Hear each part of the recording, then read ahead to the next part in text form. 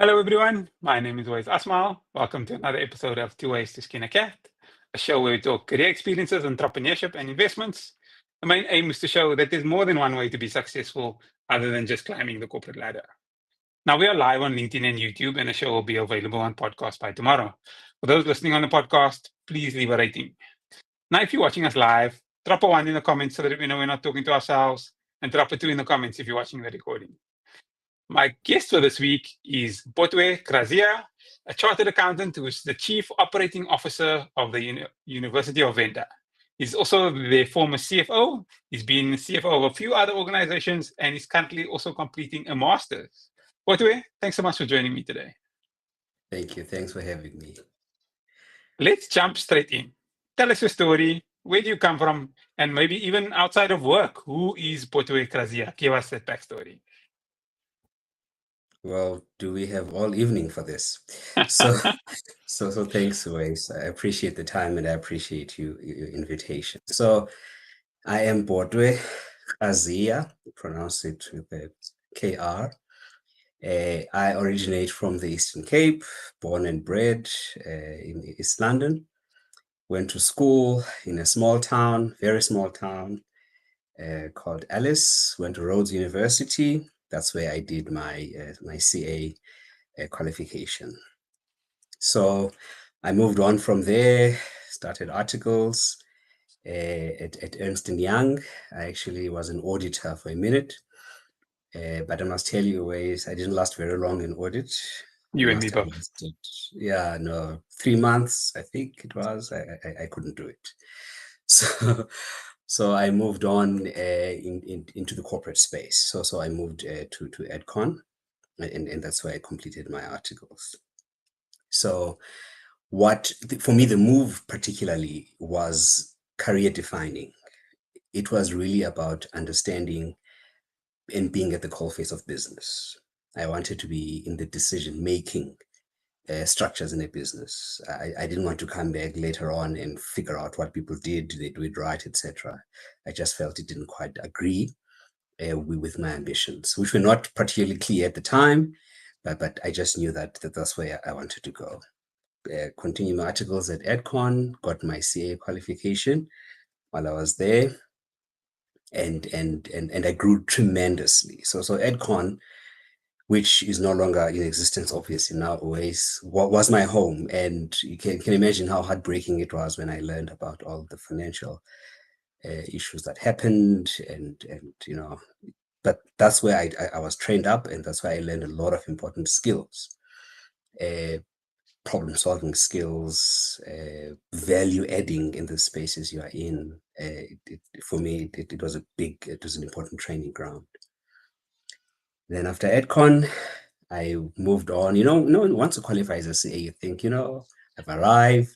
Let me now see, let me just go and see what the world has in store. So I got an opportunity to move on to Westbank. And I spent about 4.5 years of my life at Westbank, which is a vehicle finance business.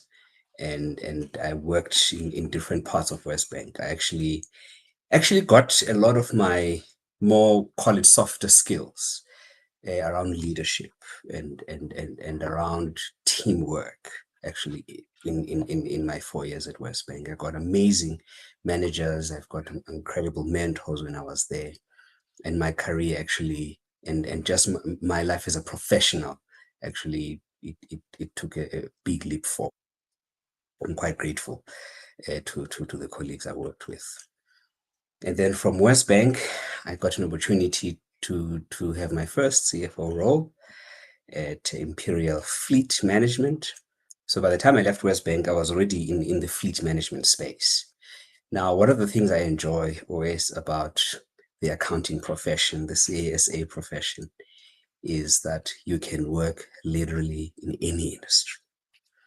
And for me, that discovery, that learning new ways of thinking and how different industries operate, and that just gets me going. It gets me very excited.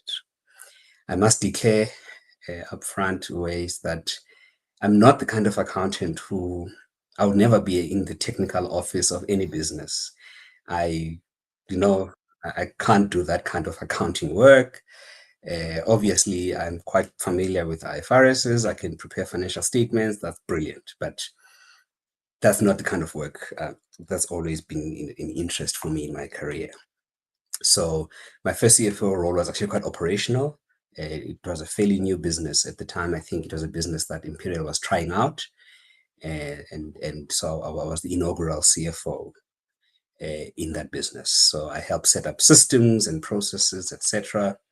Very stressful role, always learned a lot of lessons there.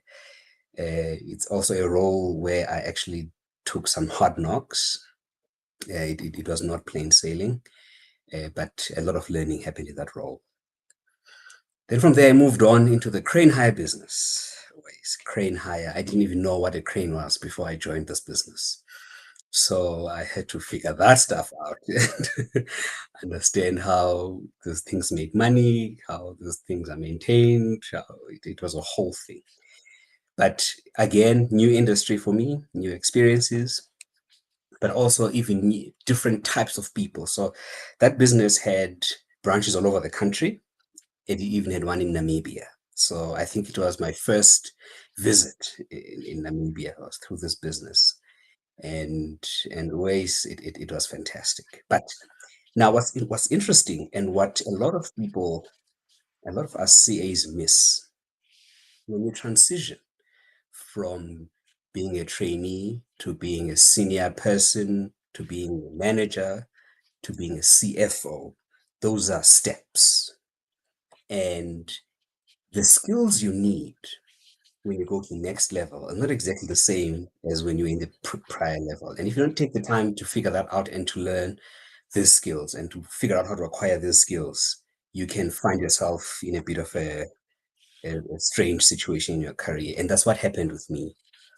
I moved into a CFO role without a very clear understanding of what the role was all about. And I'm not talking about technical skills only. I'm even talking about your, let's call them political skills as well, and how to play at executive level. So I got to a point where I thought, no man, there's a problem here, right? I'm not quite making the impact that I thought I would make. I'm finding things happening in spite of me, even though I'm the CFO here, I'm missing something. So I went and looked for a coach. So I went and looked for a coach. Fortunately, my boss was keen to pay for coaching. And so through those coaching sessions, then I got to understand what my role as a CFO actually is all about. And my life was never the same after that. I was able to actually add value. I was able to actually, my voice could be heard, and I was able to be part of the team. That was the work I had to do.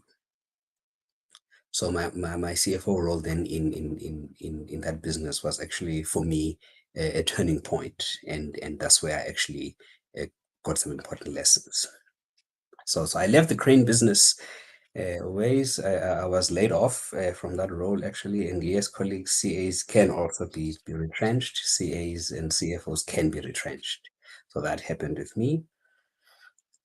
I spent a bit of time jobless. COVID hit. And at the time, nobody was hiring anybody. So it was a bit tough. So I was able to get an opportunity with UJ. And I worked for UJ for a couple of months. And in that period, I picked up, look, I'd never worked in higher education. I tell people that when I was at Rhodes, I didn't even know that the university had a CFO.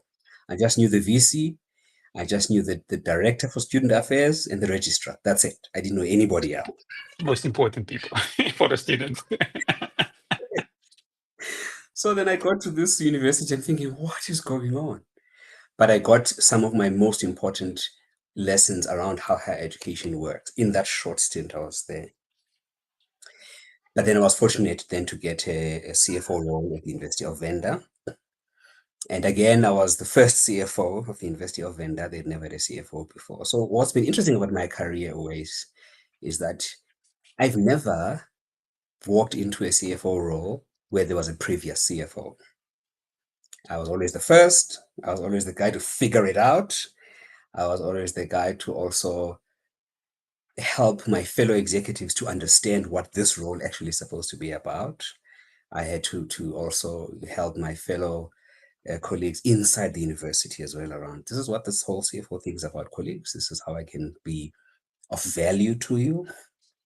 And this is how it can work. So it was a big change from corporate to a university, and universities are obviously not parastatals or government departments, but they are still state-owned entities in a way. And so it's different, right? It's different vibe, different. I mean, for instance, the moment I joined the University of Venda, I stopped being Botwe. I became CFO, right? And you tell people, no, chaps, this is not really my name, right? Just Botwe is perfect. Different culture. So then joining the University of Venda for me was whoa. It was big. It was, I think it was probably the most substantial CFO role of my career. It was, I was obviously now playing at board level, which I did in the previous role as well, but bigger board level with committees, like proper. And also universities are multifaceted and multidimensional and have different things happening all the time.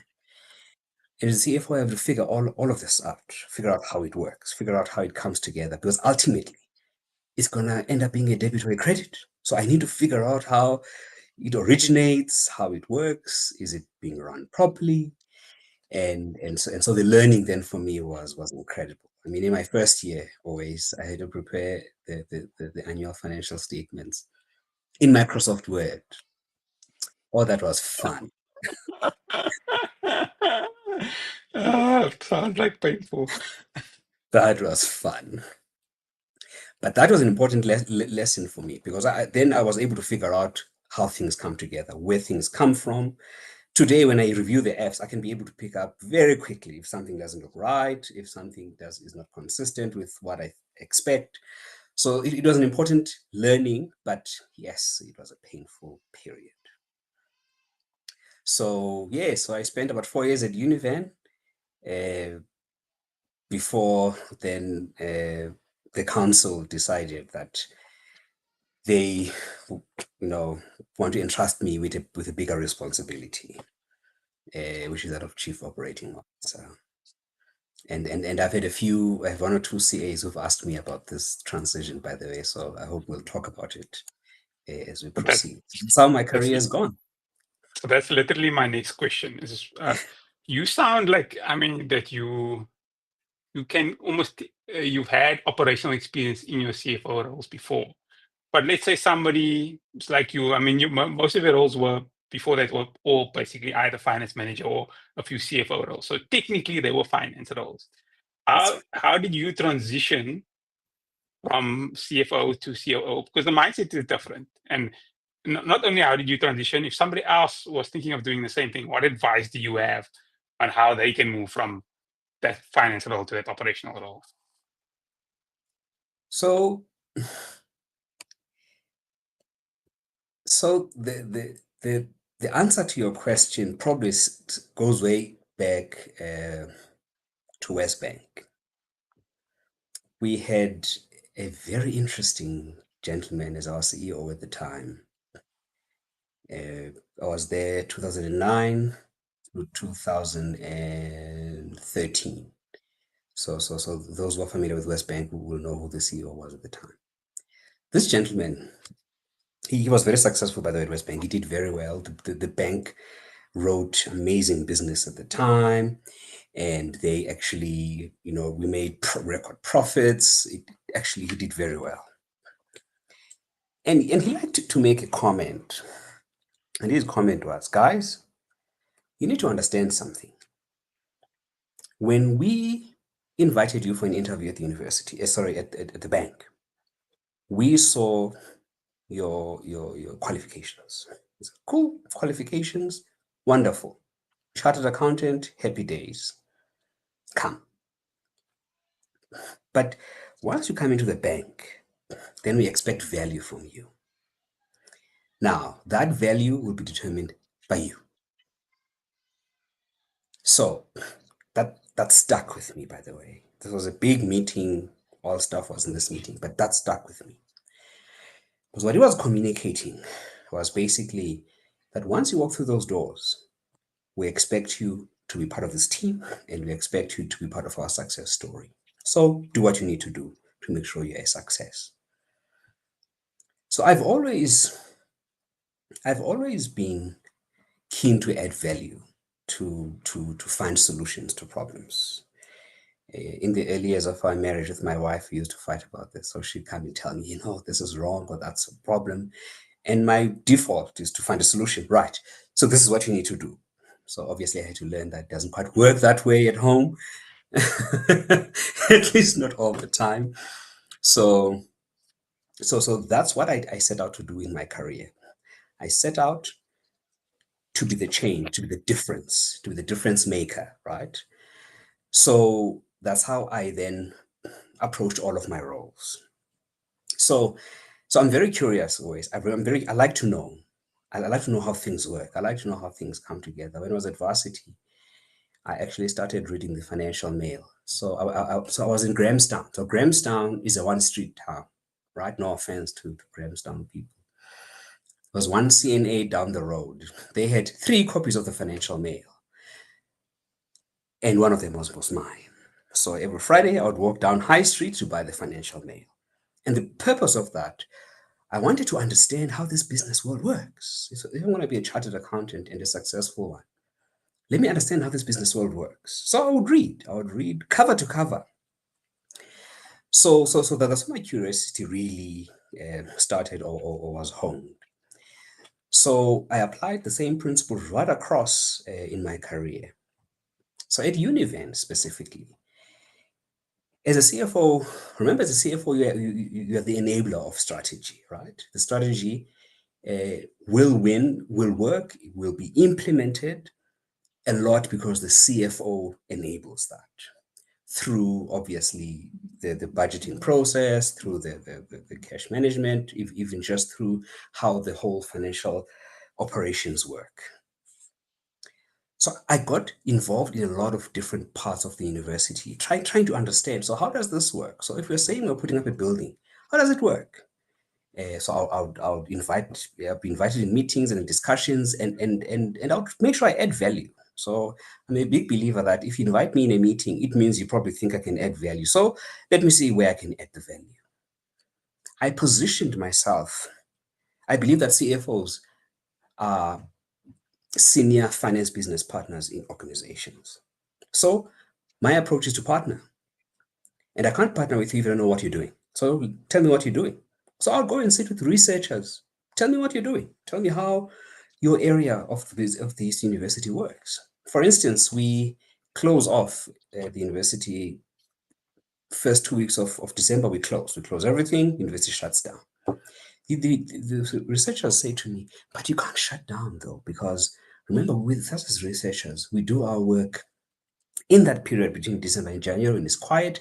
We go and collect data, and in that period, we do need finance to help us with processing certain transactions. So can you help us with that? For me, that was enough for me to then figure out, okay, if we're closing in December, there's a finance team that's still going to be available on call to make sure that this team is supported. Because if I support research, I'm supporting the goals of the university. If I support research, I'm growing the ability of the university to earn some revenue. So it's in my interest to make sure that these guys are supported. So that's always been my approach. Let me understand what you're doing. Let me see how I can add value in the area that you are in. And because of that approach, I've got to understand a lot of what's going on in the university. And from that, then I can be able to add value. So even at executive level, always, I don't sit in the executive and wait for us to talk about finance and then I have something to say. I have something to say about everything. Because as the executive, I'm actually responsible for how well the university operates across the board. When the council of the university, which is the board of directors, are looking at whether university is effective or not. They look at the whole executive. They don't just look at one guy or one girl. So I made it my responsibility to understand what's going on in all the different areas. Always, if I have a view about marketing, I go to the marketing director and say, Chap, let's sit down. I think we can do this thing better. Check this, try that. So I make sure I have an opinion about things and I add value, and I do a lot of reading, I do a lot of research about things. If I learn new things, I share. I'm completing my master's degree now in corporate strategy, for instance. And I've learned a lot in the last 2 years out of that. And I've been sharing that with my colleagues, with my boss. So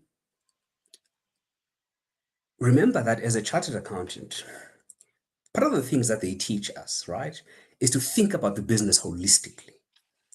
It's not actually about you remembering to stick the debit here on the credit there. It's also about sit back and think. Does this make sense? Is this logical? Where would this logically fit? Let me give you a sad-ish story. So always I passed my first board exam first time. Second board exam, first time I failed it. And the reason I failed, and I realized I was writing it, that this was going on. And it was because I did not make the leap from the textbook to real life. So the second time I passed, and I passed because I changed tech. I figured out what I was getting wrong, so I went and passed it. So the point is, the teachings that we get, the training that we get in our articles and in the technical training is really around how to make sure that the business works, how to make sure that the strategy works, etc. I also am a CGMA. I also had a lot of learning around that qualification as well, especially around strategy and especially around business partnering and advising. So I think the council probably saw all of these contributions that I was making at the university, and they felt, you know what, perhaps we can entrust you with a bigger portfolio, and that's what happened. So that's how I ended up here. I'm figuring it out as I go along, and I add value, and I apply the principles I've learned throughout my career to make sure that I make it work. Long-winded answer, No, I mean, it's giving us value. You've answered some of my questions, so I don't need to answer them. I'm going to leave some of my other questions because I see some questions coming from the audience that I think will be good for us to deal with. So there's a question here from Moira, who's actually been who's been a guest before. She said, you've had a diversity of experiences across different sectors. How are you able to transition into those roles given your limited experience in that industry? How are you able to position yourself as the better choice of others who have had experience within that industry? Maybe I was just lucky, Moira. So look, one of the challenges we face as professionals is that we get boxed in. You go to an employment agency, they ask, so where have you worked? I remember when I was looking for work, I just left the cranes business, which is an industrial services business. So I was looking now for an opportunity. I remember the employment agencies couldn't figure out what to do with me. They're like, yeah, we think banking, there's opportunities in banking, but WesBank is not a true bank, right? It's actually an asset financing business. So now they were not sure. Okay, I remember even Postbank at the time was also looking, and they were not sure. So my diversity of experience, I use it as my superpower, because it means I can learn anything, anywhere, anytime. It means I'm able to get in your business. Yes, in the first 2 months, I won't know what you're doing, but I'm going to figure it out. And how do I figure it out? I make sure I create networks and partnerships. So when people talk about networking and networks, we think cocktail parties with coffees and croissants, and no. Networking in the place where you are is your best bet to learn what's going on as quickly as possible. The quicker you can figure things out, the quicker you can then be able to add value. So how I've been able to to position myself is very simple, Moira. I'm here to add value. My job as a CFO is to add value, right? Is to ensure that this organizations reaches and it's able to fulfill its strategic goals. But I'm also here to obviously support the chief executive. I'm here to make sure that this business grows, and I've been able to deliver on this through my various roles. I may not have an experience in higher education, but that doesn't stop me from figuring out as quickly as possible and then adding value. If you look at my track record, I've stayed in all my jobs. I've stayed 4 years minimum. And that tells you that I stay long enough to be able to learn, add value. And then after that, then I can move on. I see there's also CAs who spend a year, 2 years in a job and then they carry on. And look, we all manage our careers differently. But for me, it's important that I understand what I'm doing. I understand what the business is all about. And I spend enough time in the business so that I can add value. I can be able to look back and know that I've accomplished this, and I've accomplished that. And then the next person can take on the baton, and then I can move on with my life. So I think I've been able then to position myself as the solution, right? As a person who's going to bring solutions, as a person who's going to bring value into the role. I'm not sure if No, I've covered you've answered the question. that. Normally we have a hard stop at 30 minutes, but we're gonna test out the software and see if it cuts us off or not. All right. Since we've answered all the questions, are there any last few words from you or anything you'd like the audience to know before we close off?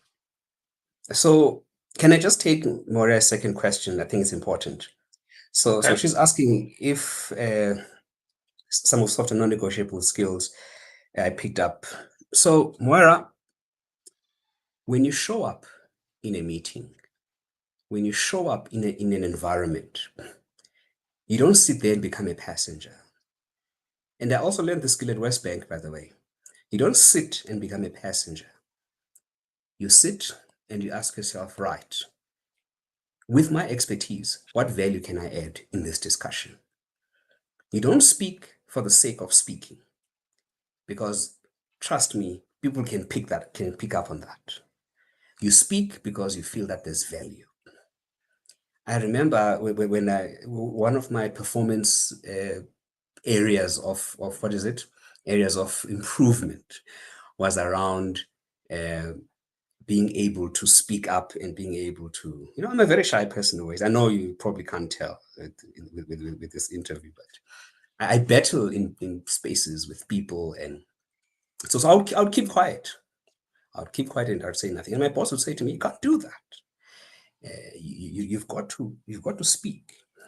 And the thing that you think people understand that when you don't understand, you may find that there's somebody else in the meeting also doesn't quite understand what the same thing. So ask the question. It's better to be the fool who then understands the concepts at the end of your question than the fool who goes blindly and you don't even know what that was all about. You've got to make your voice heard, Moira. You make your voice heard, you contribute. And that's why it's important that before you get into any discussions and meetings, if it's possible, you read documents, read the material, prepare yourself, understand what's going on. Walk in there having read. And I'm emphasizing this, people, because I find that people don't read. I'm talking about people at executive level, people sometimes at board level. They'll walk into a meeting and they haven't quite read the thing. They are hoping that you're going to tell them what's important. That will kill your career. Read, prepare, so that when you walk into the room, you are able to ask 1 or 2 questions and get clarity, and then you can start having your voice heard. It starts small. In that first meeting, you ask 1 or 2, second meeting, by the third, fourth meeting, you're starting to get into it. It's a very important skill because it tells the room that you own your space and you have expertise that you can. A critical skill, don't overlook it. I can tell you all sorts of other skills, but I think this one is important.